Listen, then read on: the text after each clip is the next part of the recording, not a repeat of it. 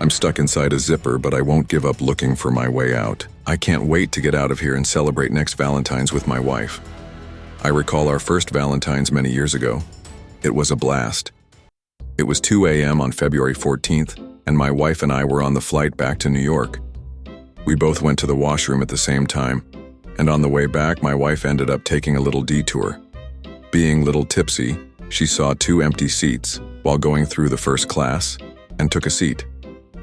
The flight attendant approached my wife, sitting in the first class section, and requested that she moves to economy, since she did not have a first class ticket. My wife replied, "I'm blonde, I'm beautiful, I'm going to New York, and I'm not moving." Not wanting to argue with a customer, the flight attendant asked the co-pilot to have a word with my wife. The co-pilot went to talk with her, asking her to move out of the first class section once again. And once again, my wife replied, "I'm blonde, I'm beautiful, I'm going to New York, and I'm not moving." The co-pilot returned to the cockpit, and that's when I approached flight attendants, looking for my wife. They quickly explained to me where she is and the whole situation. I told them not to worry and that I know how to handle this. I went to the first class section, approached my wife, and whispered few words into her ear. She immediately jumped up and ran to the economy section, mumbling to herself, "Why didn't anyone just say so?" Surprised, the flight attendants asked me, what did I say to her that finally convinced her to move from her seat? I explained, "Oh, I just told her that the first class section wasn't going to New York." Gee, you should have seen their puzzled faces. Who cares? Most importantly, it worked. Anyway, here we are, me and my tipsy wife, just sitting down back to our seats in economy, when the captain makes an announcement. "Ladies and gentlemen, welcome to Flight 297. The weather ahead looks clear, so sit back, relax, and holy shit." The intercom fell silent. A minute later, Captain came back on the intercom and said, "I'm so sorry for scaring you all earlier, but while I was talking, an attendant spilled a boiling cup of coffee on my lap. You should see the front of my pants." "That's nothing," I loudly shouted. "You should see the back of mine." This was the first time in my life when I was happy that I was wearing long johns. Usually I hate the damn thing. Anyways. We finally landed, got in our car that was parked at the airport, and went on a drive back home, which is just outside of city limits, in a rural area. I took a shortcut through the ring road, where usually no one drives, and accidentally ran over a hedgehog. No worries. Hedgehog was absolutely fine, and kept on rolling, not minding his business, but our front wheel blew, and we came to a stop. I called Allstate Roadside Assistance, and was told that they will be here in about 3 hours. Gee, great.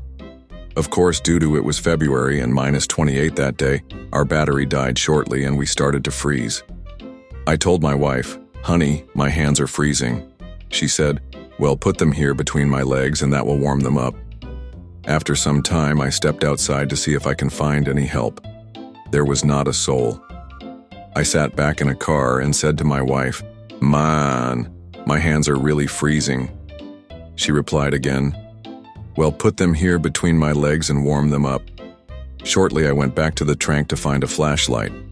When I returned, I said again, "Honey, my hands are really freezing." She looked at me and replied, "For crying out loud, don't your ears ever get cold?" Gee, not sure what that meant, but my hands were really freezing. Anyway, Allstate Roadside Assistance finally arrived and took us home.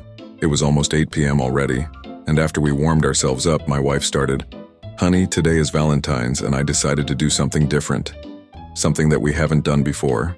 I bought an adult video." Wow, I thought.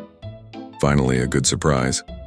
So, she lit some candles, poured wine in the glasses, and put the tape in the DVD player. To our disappointment, there was nothing but static on the screen. So my wife called Video Store, that was still open, and complained, "I just bought an adult movie from you a few days ago and there's nothing on the tape but static." "Sorry about that," the clerk replied. "We've had problems with some of those tapes." "Which title did you rent?" he asked. "Head Cleaner," my wife replied. There was a big pause on the other side of the line. Gee, What was she thinking? Anyway, head cleaner. What did she think movie be about? I am not going to tell another word, except the fact that the rest of the night was a complete torture. My wife was so disappointed that we ended up watching Titanic, Notebook, and Romeo and Juliet, all in extended cuts. Gee. But you know what? I took it as a man. Why? Because it was Valentine's after all. I mean, after all the action and horror movies and hockey games I made her to watch with me over years, I totally deserved it. Ma'an, what a day that was.